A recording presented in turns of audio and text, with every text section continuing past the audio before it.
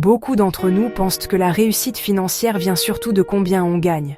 On se dit, si mon salaire était un peu plus élevé, mes problèmes d'argent disparaîtraient. On imagine un compte d'épargne plus garni, un portefeuille solide et la paix financière. Pourtant, même quand les revenus augmentent, ce rêve échappe à beaucoup.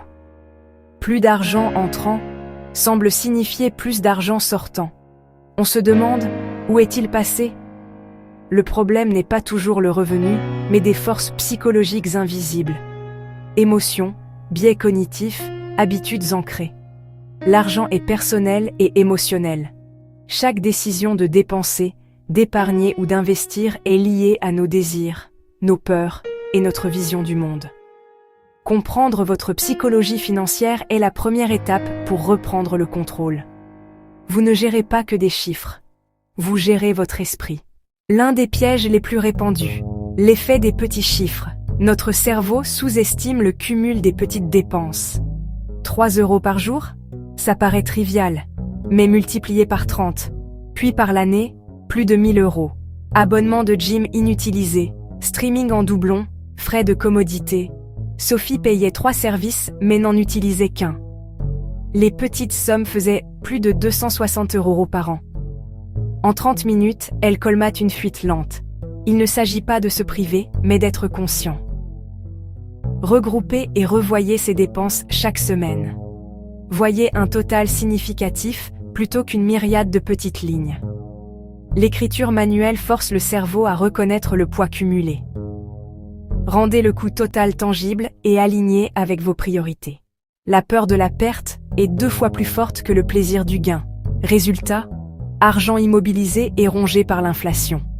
La peur bloque l'action. Antidote, commencez petit. Karim gardait tout en liquide. Le marché lui faisait peur. Il a investi 20 € par mois comme une expérience. Il a vu baisser, puis monter. Et il a tenu. Grâce au DCA, il achetait mieux sans stress. La peur a laissé place à une confiance tranquille. La volatilité est le prix d'une croissance à long terme. Les réseaux sociaux fixent une fausse norme et poussent à suivre.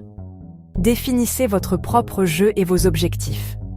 Notez 3 objectifs qui comptent vraiment pour vous. Voyage, maison, indépendance, à vous de choisir. Chaque achat me rapproche-t-il d'un de mes objectifs ? Utilisez la règle « si alors » pour automatiser vos réactions. Si je veux acheter impulsivement un article 50 €, alors j'attends 24 heures avant de décider. Le refroidissement fait retomber l'impulsion. Rendez vos objectifs visibles et tangibles. Un voyage au Japon ? Affichez le mont Fuji chez vous. Créez 100 cases, chacune, quoi 1% de l'objectif. Chaque progrès, une case colorée. Feedback motivant. Voir le bocal se remplir bat n'importe quelle app. Associez de petites récompenses à vos jalons. Un bon dîner après 1 000 € d'épargne, par exemple. Automatisez épargne et investissement. Payez-vous en premier, le lendemain de la paix.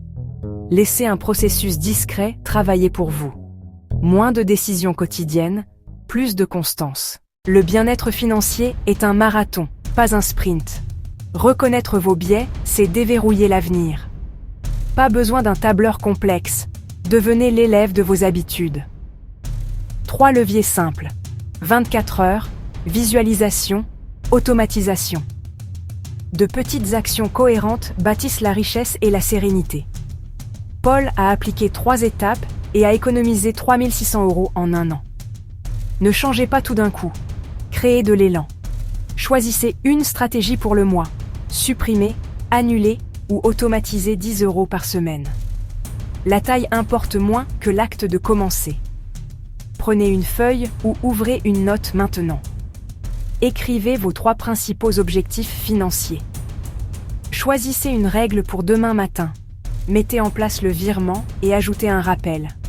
Transformez l'intuition en action. Vous avez la connaissance et la capacité. Votre cerveau peut être votre meilleur conseiller. Donnez-lui les bonnes instructions. Commencez maintenant.